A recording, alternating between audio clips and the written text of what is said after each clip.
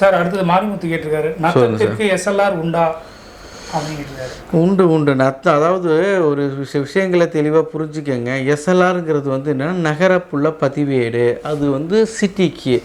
பட்டா அப்படிங்கிறது வருவாய் ஆவணங்கிறது ஒரு வில்லேஜ் விஓவால் கிராமங்களை பொறுத்த வரைக்குமே வந்து பார்த்திங்கன்னா உங்களுக்கு வந்து என்னென்னா பட்டாங்கிறதுல ஓடிடும். கிராமத்துலேயும் நத்தம் இருக்குது. நத்தத்துக்கு தனியாக மனை வாரி தோராய பட்டான்னு கொடுப்பாங்க.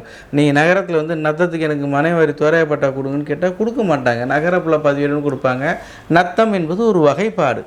எப்படி நீங்கள் நத்தம்ங்கிறது வந்து ஒரு வகைப்பாடுங்க சொல்கிறோன்னா நஞ்சை, புஞ்சை, தரிசு, மானாவாரி, நத்தம் இப்படிங்கிற ஒரு வகைப்பாடில் தான் அது இருக்கும். நன்சை நிலம், புஞ்சை நிலம், தரிசா மழை பெஞ்சா இப்போ ஏதாவது பயிர் சாகுபடி செய்யப்படுறோம். நத்தங்கிறது குடியிருப்பிற்கான உகந்த இடம் அப்படிங்கிறது தான் நத்தம். உங்களுக்கு வந்து நஞ்சையாக இருந்தது, புஞ்சையாக இருந்த நிலங்கள் எல்லாமே வந்து ஒரு சில காலத்தில் வந்து நத்தமாக வகைப்பாடு செய்யப்பட்டிருக்கு. அது ஒரு வகைப்பாடு குடியிருப்பு உகந்த நிலைமை தவிர அதுக்கு எஸ்எல்ஆர் இருக்கா இல்லையாங்கிறதோ இல்லை பட்டா இருக்குமா இல்லைங்கிறதெல்லாம் கிடையாது. அதெல்லாம் போட்டு நிறைய விஷயத்தில் இந்த கேள்விக்கு நான் பதில் சொல்லியிருக்கேன். முழுசாக வீடியோ பார்த்தீங்கன்னா இந்த கேள்விக்கான பதில் உங்களுக்கு ஏற்கனவே கிடைச்சிருக்கும். சார் ஜீவனாம்சம் ரிலேட்டாக ஒரு கொஸ்டின் சொல்லுங்கள் சார். சார் எங்களுக்கு டைவர்ஸ் ஆகலை, சரி, நாங்கள் பிரிஞ்சு இருக்கோம். ஆனால் எனக்கு வந்து பார்த்தீங்கன்னா அவரோட வாழ்றதுக்கான விருப்பம் இல்லை. சரி. என்னை வந்து என்னுடைய கணவருடைய தம்பி வந்து அடித்து துரத்திட்டான். சரி. இப்போ நான் என்னுடைய கணவர்கிட்ட ஜீவனாம்சம் வாங்க முடியுமா டைவர்ஸ் இல்லாமல் அப்படின்னு கேட்குறேன். இல்லை, அதாவது ஜீவனாம்சங்கிற வந்து ஒரு பெரிய சப்ஜெக்ட்டு. அதில் நீங்கள் தெளிவாக இருந்துக்கணும். உங்களை பொறுத்த வரைக்கும் வந்து பார்த்திங்கன்னா நீங்கள் கணவன் மனைவின்னு சொல்லிட்டு நீதிமன்றம் சட்டப்படி உங்களை பிரித்து வச்சுருந்தாலுமே உங்களுக்கு ஜீவனாம்சம் கோருவதற்கான உரிமை உண்டு. இன்றைக்கி நீங்கள் கணவன் மனைவியாக தான் இருக்கீங்க. அப்படிங்கிறப்ப கணவனோட பொறுப்பு என்னன்னு சொல்லி கேட்டிங்கன்னா பிச்சை எடுத்தாவது மனைவிக்கு தேவையான அத்தியாவசிய பொருட்களை அத்தியாவசிய தேவைகளை வந்து பூர்த்தி செய்யக்கூடிய வேண்டிய பொறுப்பு உண்டு அப்படின்னு சொல்லிட்டு பல உயர்நீதிமன்ற உச்சநீதிமன்ற தீர்ப்புகள் எல்லாமே சொல்லியிருக்கு. கணவர் அதில் பொறுத்த வரைக்கும் அடுத்து நிறைய விஷயங்கள் பார்க்குறாங்க. அடல்ட்டிங்கிற கிரவுண்டு, பைகமிங்கிறது எல்லாம் ஒன்று. ப்ளஸ் வந்து வில்ஃபுல்லாக வந்து நீங்கள் வீட்டை விட்டு வெளியில் போயிருக்கீங்க அப்படிங்கிற நேரத்தில் இந்த மாதிரியான விஷயங்களை பொறுத்த வரைக்கும் ஜீவனாம்சத்தை பொறுத்த வரைக்கும் நீதிமன்றம் வந்து முடிவு செய்கிறதுக்கு டைம் எடுத்துக்கும். ஆனால் நீங்கள் சேர்ந்து வாழ்கிறதுக்கு தயாரோ இல்லையோ உங்கள் கணவர் வந்து உங்களோட சேர்ந்து வாழ தயார்னு சொல்லிட்டு ஏதோ மனுக்கள் தாக்கல் செய்திருக்கும் பட்சத்தில் அந்த மனுவில் நீங்கள் அப்பியர் ஆகி நான் சேர்ந்து வாழ தயாராக இல்லை, இந்த காரணத்தினால தான் என்னால் சேர்ந்து வாழ தயாராக இல்லை அப்படின்னு நீங்கள் தெரிவிச்சிருக்கும் பட்சத்தில் அந்த ஜீவனாம்ச தொகையை வந்து நிர்ணயிக்கிறதுக்கு ஒரு கருவியை அதை பயன்படுத்திக்கலாமே தவிர கணவன் மனைவியாக நீங்கள் இருக்கிறப்ப உங்களுக்கு ஜீவனாம்சம் கொடுக்கணுங்கிறது கட்டாயம். ஏன்னா டைவர்ஸ் ஆகலை. டைவர்ஸுக்கும் அதுக்கும் சம்மந்தம் கிடையாது. டைவர்ஸுங்கிறத பொறுத்த வரைக்கும் பல வழிகளை குருவாலிட்டி என்னை அடித்து கொடுமைப்படுத்தினார் அப்படிங்கிறனால குருவாலிட்டி கிரவுண்டில் டைவர்ஸு நீங்கள் கேட்கலாம். டைவர்ஸு கேட்டாலுமே நீங்கள் ஜீவனாம்சமும் நீங்கள் கேட்கலாம்.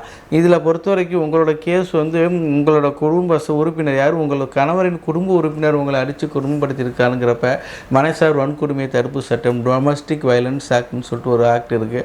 அந்த சட்டத்தின்படி நீங்கள் சம்மந்தப்பட்ட மேஜிஸ்ட்ரேட் கோர்ட்லேயே கூட டிவிசின்னு சொல்லுவாங்க அந்த கேஸு, இல்லை எம்சின்னு சொல்லுவாங்க அந்த கேஸை வந்து நீங்கள் வந்து சம்மந்தப்பட்ட நீதிமன்றத்தில் நீதித்துறை நடுவர் முன்பாக நீங்கள் பதிவு பண்ணலாம். அந்த வழக்கை வந்து சோசியல் வெல்ஃபேர் ஆஃபீஸ் சமூக நலத்துறைன்னு சொல்லிட்டு ஒவ்வொரு மாவட்ட ஆட்சியர் அலுவலகத்தில் இல்லை வேறு இடத்துல தனியாக வச்சுருப்பாங்க. அந்த சோசியல் வெல்ஃபேர் ஆஃபீஸுக்கு என்கொயரிக்கு போகும். அங்கே நீங்கள் யார் மேலாம் புகார் யார் மேலாம் கொடுக்கலாம். உங்களோட கணவர் மேலே கொடுக்கலாம், கணவரோட சகோதரர் மேலே கொடுக்கலாம், கணவரோட சகோதரி மேலே கொடுக்கலாம்.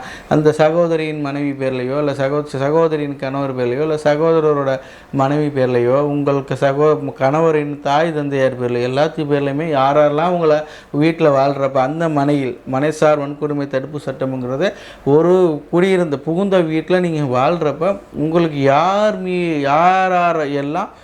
யாரெல்லாம் காரணமாக இருக்காங்களோ உங்களை கொடுமைப்படுத்துறதுக்கு அவங்க எல்லாத்தையும் மேலேயுமே நீங்கள் புகார் கொடுத்து உங்களுக்கான இழப்பீடை கோருவதற்கான வழிவகை செய்து உருவாக்கப்பட்ட சட்டம் தான் அது.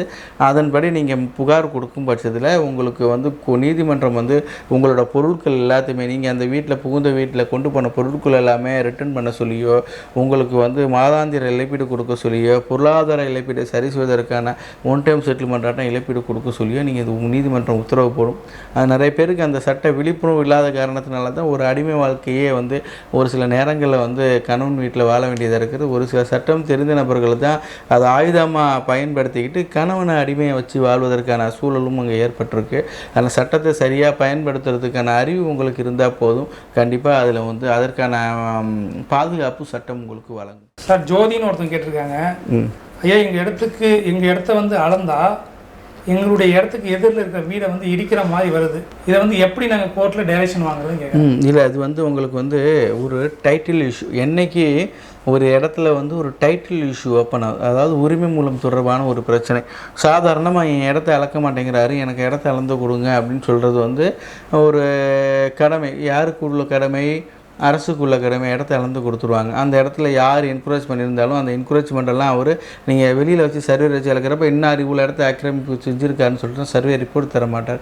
ஏன்னா அந்த மாதிரி நீங்கள் இடத்த ஆக்கிரமிப்பு செஞ்சுருக்காருங்கிறத நீங்கள் ரெக்கார்ட் பண்ணுறதுக்கான வேலை சர்வேயருக்கு கிடையாது. நான் அந்த வாரம் இழந்து கொடுத்துட்டேன் அவங்க இடத்த, அங்கே வேறு அவர் வந்து ரெண்டு அடி அகலத்தில் 20 அடி நீளத்தில் ஆக்கிரமிச்சிருக்காரு, அவ்வளோதான் என்னால் சொல்ல முடியுமே தவிர அதை ரிப்போர்ட்டாக தர மாட்டேன்னு சொல்லுவார். அப்படின்னா யார்கிட்ட அந்த ரிப்போர்ட்டை வாங்குறது, அந்த ஆக்கிரமிப்பை யார் மூலயமா நம்ம எடுக்கிறது அப்படிங்கிறத பார்க்குறப்ப நீதிமன்றம் தான் அதற்கான சரியான வழி. ஏன்னா காம்பிடென்ட் கோர்ட்டுன்னு சொல்லுவோம், ஒர்க் அவுட் த ரெமடி. இந்த மாதிரி விஷயங்கள் உயர்நீதிமன்றத்தில் பல வழக்குகளில் வந்திருக்கு.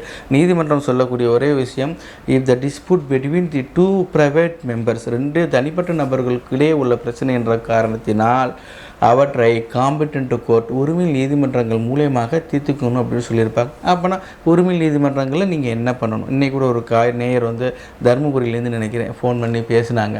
அவங்கள்ட்ட சொன்ன விஷயத்தையே நான் இப்போ உங்களுக்கு ரிப்பீட் பண்ணுறேன்.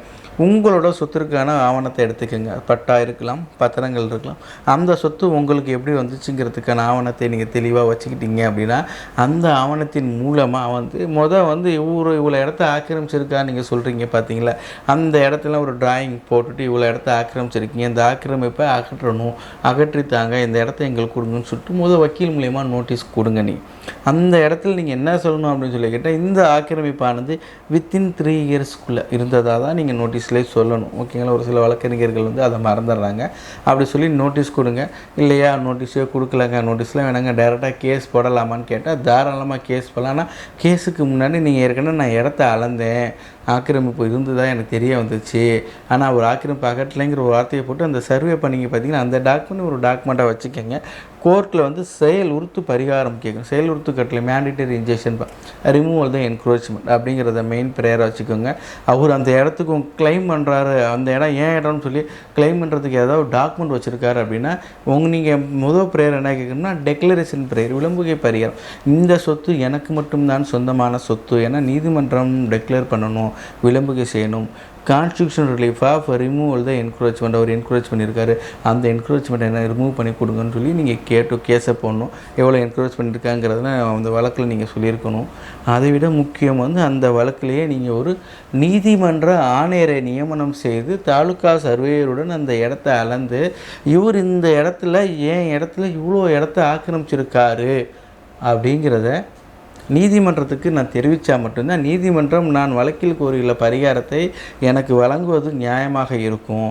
அதனால் நீதிமன்ற ஆணையரை அப்பாயின் பண்ணி ஒரு இடத்த தாலுகா சர்வேயர் மூலமாக இடத்த அளக்கிறதுக்கு கோர்ட் உத்தரவு போடணும்னு சொல்லிட்டு ஒரு இன்ட்ரீம் அப்ளிகேஷன் சொல்லுவோம். Order 39 rule 1 order 26 rule 9 file பண்ணுவாங்க. அந்த ஒரு மனுவை நீங்கள் நீதிமன்ற வழக்கறிஞர் மூலமாக நீங்கள் ஃபாலோ பண்ணி ஃபைல் பண்ணுங்கள். தயவு செய்து உங்கள் ஊரில் இருக்கிற வகையில் நிறைய பேர் என்ன பண்ணுறாங்க, இந்த வீடியோலாம் பார்த்துட்டு சார் நீங்கள் பண்ணி கொடுங்க நீங்கள் அப்படிலாம் கேட்காதீங்க. என்னோட இது ஒரு நாலேஜ் ஷேரிங்காகவும் நீங்கள் ஒரு சில விஷயங்கள் தெரியாத விஷயங்களை தெரிஞ்சுக்கிறதுக்காகவும் ஒரு சில விஷயங்கள் நான் சொல்லக்கூடிய விஷயங்கள் சக வழக்கறிஞர்கள் கிராமத்தில் இருக்கிற வழக்கறிஞர்களுக்கெல்லாம் சிட்டியில் இருக்கிறவங்களாம், ஏன்னா அவங்க வேறு துறையில் இருக்கிற வழக்கறிஞர் இருக்கிறப்ப அவர்களுக்கு தெரியாத நேரத்தினால தான் இந்த மாதிரியான வீடியோக்களை நான் செல்ஃப் இன்ட்ரெஸ்டாலையும் மக்கள் விழிப்புணர்வு அடைகிறது பார்க்குறேன். தயவுசெய்து சார் இந்த கேஸை நீங்களே எனக்கு தஞ்சாவூர் நடத்தி கொடுங்க, நீங்களே தருமபுரி நடத்தி கொடுக்கலாம் கேட்காதீங்க. உங்கள் ஊரில் இருக்கிற வழக்கறிஞர்களை வச்சு நீங்கள் நடத்தினா தான் சரியாக இருக்கும். அதனால் அந்த வழக்கறிஞர்கிட்ட போய்ட்டு இந்த விஷயத்தை சொல்லி நீங்கள் கேஸ் ஃபைல் பண்ண சொல்லுங்கள். இந்த ப்ரொசீஜரை ஃபாலோ பண்ணிக்கோங்க. மற்றபடி வேறு எந்த ப்ரொசீஜரை ஃபாலோ பண்ணணுங்கிறதுக்கு ஐடியா கேட்குறாப்புல இருந்தால் கூட இந்த வாட்ஸ்அப்பில் மூலயமா கேளுங்க, எனக்கு இந்த சேட்டில் கேளுங்க. நான் இந்த மாதிரி வீடியோ மூலமாக உங்களுக்கு நான் பதில் சொல்கிறேன். பட் அதை ஃபாலோ பண்ணுங்கள். கண்டிப்பாக அந்த என்கரேஜ்மெண்ட்டை ரிமூவ் பண்ண சொல்லி கோர்ட் உத்தரவு போடும். அதை செயல்படுத்தி கொடுக்குறதுன்னு வழிமுறைகளையுமே கோர்ட்டே உங்களுக்கு செஞ்சு கொடுக்கும். நன்றி.